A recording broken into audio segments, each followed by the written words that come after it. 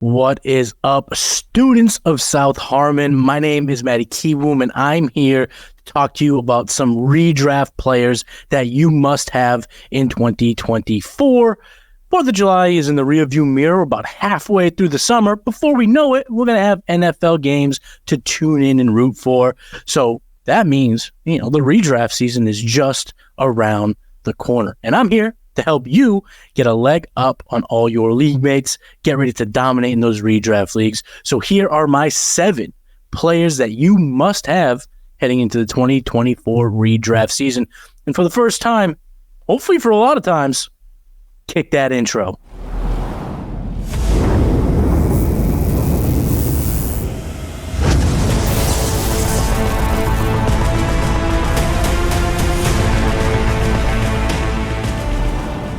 Coming in at number 7 is Jaylen Wright, running back for the Miami Dolphins. He's currently coming off the board right around pick 155, 156. And shout out to Fantasy Pros, I'm using their ADP data. He's running back 49th off the board right now.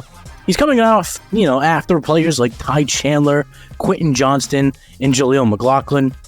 He is a rookie, so you may be a little unfamiliar, but let me get you caught up. He's a 5'10", 5'11", 210-pound rookie. He's got 4.38 speed. I'm not lying. This kid has lightning bolts in his quads. Definitely the best home run ability amongst all rookies in this year's class. We love the situation in Miami. There's no two ways about it. Last year, 2 players were very fantasy relevant in that backfield. First, let's talk about Raheem Mostert. Raheem Mostert had a 1.8 wins above replacement, which was the 6th highest amongst all positions. Quarterback, running back, receiver, tight end, all positions. He was running back 5 in fantasy football, and his running mate, Devon Achane, he scored 17.3 fantasy points per game. He only played in 11 games, but while he was on the field, he was super dynamic. He had the most fantasy points per opportunity in 2023. So when you look at the players, you look at the situation, you realize Jaylen Wright has multiple paths to becoming a mid or late round breakout candidate, a difference maker when we need wins the most in fantasy football. And hey, he's coming at a bit of value right now. He's coming off the board 60 picks after the 32-year-old Raheem Mostert, and that's why Jaylen Wright is a must-draft player heading into 2024. Coming in at number 6 is second-year wide receiver from the Baltimore Ravens, Zay Flowers. You can get him right around pick 35 as the 25th wide receiver off the board. As a rookie, he put up 100-plus targets. He had over 150 receiving yards. He had 5 receiving touchdowns. He was just outside the top 30 on a points-per-game basis. He scored right around 13 fantasy points per game. But he does have some underlying metrics that suggest he's a lot better than that top 30 finish. 15th in yards after catch, so he's dynamic with the ball in his hands. He's also a separator, a kid that can get open. Last year, he was 7th in target separation, and he was 6th in route win rate. He was also 6th in win rate versus man coverage. Dudes couldn't cover him. He can get open, and when he gets the ball, he can make plays.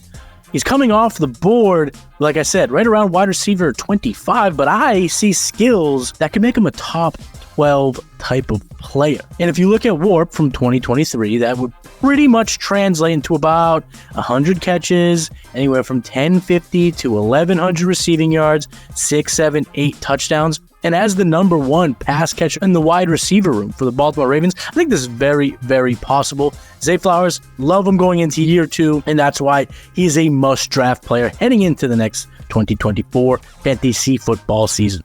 Coming in at number 5, newly acquired Carolina Panthers wide receiver Diontae Johnson. You can get him in fantasy drafts right around pick 82 as wide receiver 39.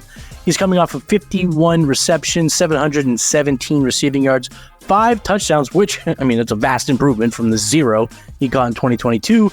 He had 11.8 fantasy points per game, which was 39. So he's coming off the board right where he scored last year, and I think there's a lot left in the tank according to this player and his play style in this new situation. Dave Canales was brought in. He was the offensive coordinator of the Tampa Bay Buccaneers. Last year, he was brought into Carolina with the singular project to fix Bryce Young.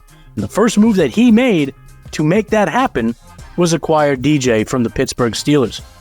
Last year, DJ played with bad quarterbacks, but he still was 13th in air yard share, which that is a positive indication, that there is some positive regression heading his way in 2024. But the reason why I love getting Diontae Johnson isn't really Diontae Johnson at all. It's really more looking at what Adam Thielen did last year on this team with Bryce Young, another slot receiver, but DJ's at a point in his career where he's just better than Adam Thielen. But Adam Thielen posted a 1.3 wins above replacement last year. That was 16th amongst wide receivers, over 100 receptions, over 1,000 receiving yards. That is very much on the table for Diontae Johnson, and you're getting him at his floor, according to his 2023 season, at wide receiver 39, and that is exactly why I suggest that you No, I don't suggest. That's why you must have Diontae Johnson on your fantasy teams heading into 2024. Coming in at number 4 is another rookie running back. This one comes from the Arizona Cardinals, Trey Benson. I love getting rookie running backs on my redraft teams because typically they're just an injury away from getting a lot of volume and becoming difference makers. And Trey Benson is at the tippity top of that list. He was drafted in the 3rd round by the Arizona Cardinals out of Florida State. He was a beast for the Seminoles throughout his career, and he's got the size, 6 feet, 216 pounds. He's fast. He ran a 4.39 40. He looks like a J.K. Dobbins. And J.K. Dobbins coming out of Ohio State was a very sought-after prospect in fantasy football. Right now, you can get him after pick 100, right around 106 as the 36th running back off the board. And when you look at James Conner, the vet that is ahead of him on the depth chart, he produced last year in fantasy, but he did not have a good WARP. He was pretty replacement level running back. And what that kind of tells us is that Trey Benson was brought in to be the heir apparent.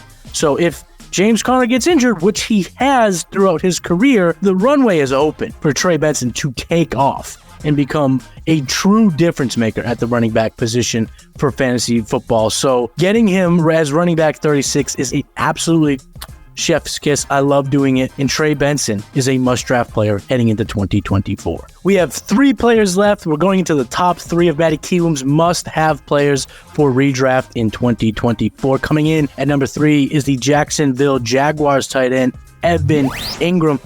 Hold on one second. Duval! You can get Evan Engram right around pick 73 as the 8th tight end off the board. Last year, he had a 1.1 WARP. That was the 4th best amongst qualifying tight ends. He was as valuable last season as a top 25 wide receiver. He provided a win over replacement, and he only had 4 touchdowns. So Evan Engram in round 6 is an absolute steal. Over the last 2 seasons, he's put up top 7 tight end seasons. He's only scored 4 touchdowns each of the last 2 years. There's a lot of meat left on that bone for him to absolutely smash his current ADP coming up at tight end 8. He's heading into 2024 on a very good Jacksonville Jaguars offense who brought in Gabe Davis, drafted Brian Thomas Jr., and I know what some of you may be thinking. You're saying, Kiwo, just getting to know you here on the South Harmon channel. You're going to tell me to draft Evan Engram?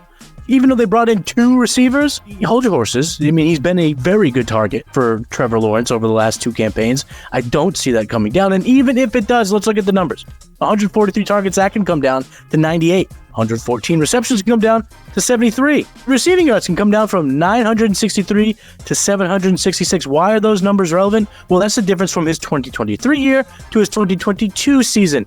And like I said, top 7 on a points per game basis in 2022. So you can get him at tight end 8. And if he goes back to a 2022 type season, you're still getting value on that selection, but he has a very, very high ceiling given the offense and given the ability to score more than 4 touchdowns in 2024. I love Evan Engram. I think he's a smash to draft this year. You could get him, like I said, in round 6, and in doing so, you can build such a solid core of wide receivers and running backs beforehand, and that's why Evan Engram is a must-draft player heading into 2024. Coming in at number 2 was the 2nd overall pick in this past year's NFL draft. He is the reigning, defending Heisman Trophy Award winner. Of course, I'm talking about Jayden Daniels, quarterback from the Washington Commanders. He's coming off the board right around pick 100 right now in redrafts, and he's being selected as QB 11. If you look at 2023 WARP graphs, which, I mean, I can't suggest that enough. If you want to check out the WARP tool, head over to SouthHarmonFF.com